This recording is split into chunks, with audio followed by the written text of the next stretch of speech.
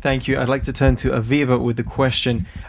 Sarah was suggesting that perhaps following BDS might be something worse. Should we be anticipating something worse than this?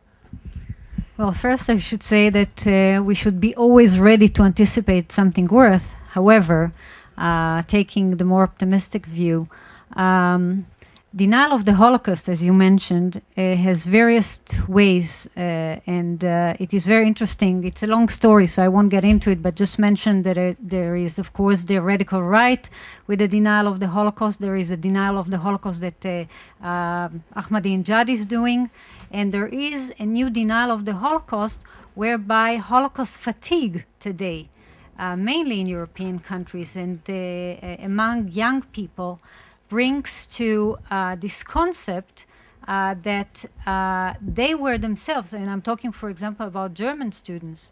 I don't know if you know about the Dresden issue, but they say that they were the victims, and that and when I'm saying German students, I'm not generalizing at all, but you hear it here and there, that they were victims themselves, and that the Jews brought upon themselves the Holocaust, and therefore, you know, when Ahmadinejad is saying, look, first he denies the Holocaust, but then he said that the European countries wanted to get rid of the Jews, and therefore they created the problem here in Palestine because the Jews never had any rights here. They came, they occupied the land of the Palestinians, and now, you know, they should go back to their countries. This is, you know, turning over the issue. I think that this concept is becoming here and there a soundbite that is being heard. And we need to be very cautious not to let it develop. And by the way, I always say it, since we are the Ministry of Foreign Affairs, we usually talk with foreigners, but I think that we need to do a very thorough work within Israel, in our own educational system, because many school as children, when you ask them why was the State of Israel created, they will say because of the Holocaust.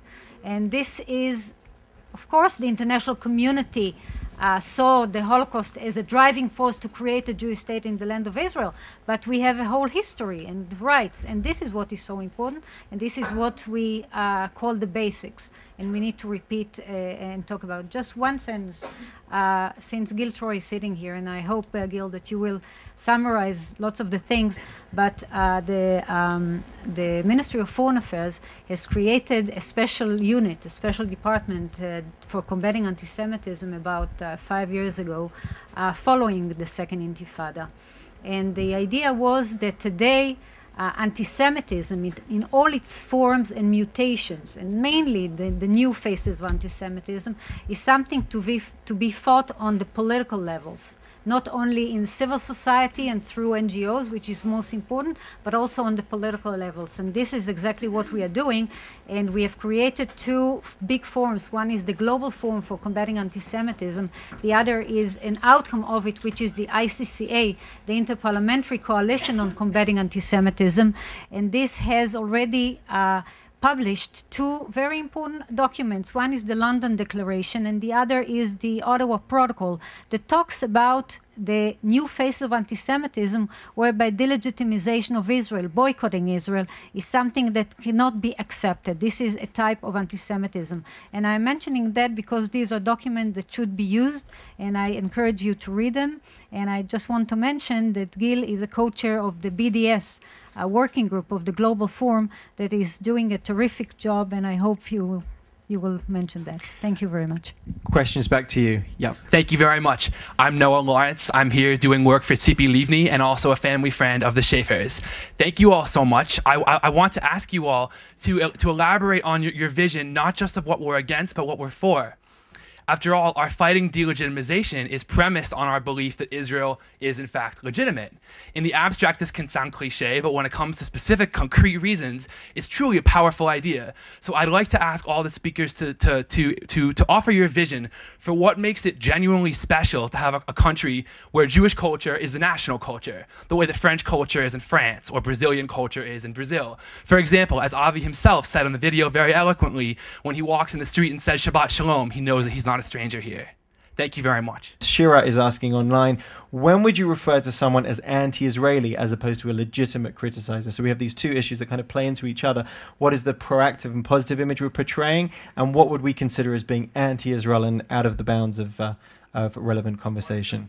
In one sentence each, let's go.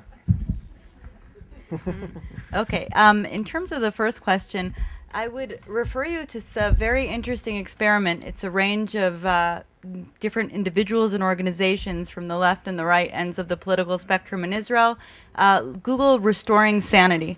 It's a petition that seeks to establish red lines of what is delegitimization and what is called blue and white lines of what we stand for. And it's a very interesting example in trying to answer exactly that question. In terms of what are the red lines of delegitimization, as I've said, Ruth has a very concise definition. There are also kind of red flags that are like using language like apartheid and Nazism. Promotion of the one-state solution is clearly a sign that you're negating the right of Israel to exist or the right of Jews to self-determination. But I think as far as a definition, pretty much what I presented. Thank you, Daphne. Yossi? You know, the legitimate criticism is over policies, non-legitimate criticism is over being, our existence. One line. In terms of what it is that we're fighting for, the great post-Holocaust Jewish success was the integration of the Jewish people into the international community. This was the Zionist vision, and it was a vision shared by the diaspora. And it is that vision that is, that success that is under assault today. There is an attempt, in effect, to re-ghettoize the Jewish people. And this is what we are fighting to prevent, is really the affirmation of the great achievement historically of the Jewish people. And one last point in terms of what we're fighting for, and that is to complete our homecoming to this land, because I don't believe that our homecoming will be complete until we've returned home to the Middle East.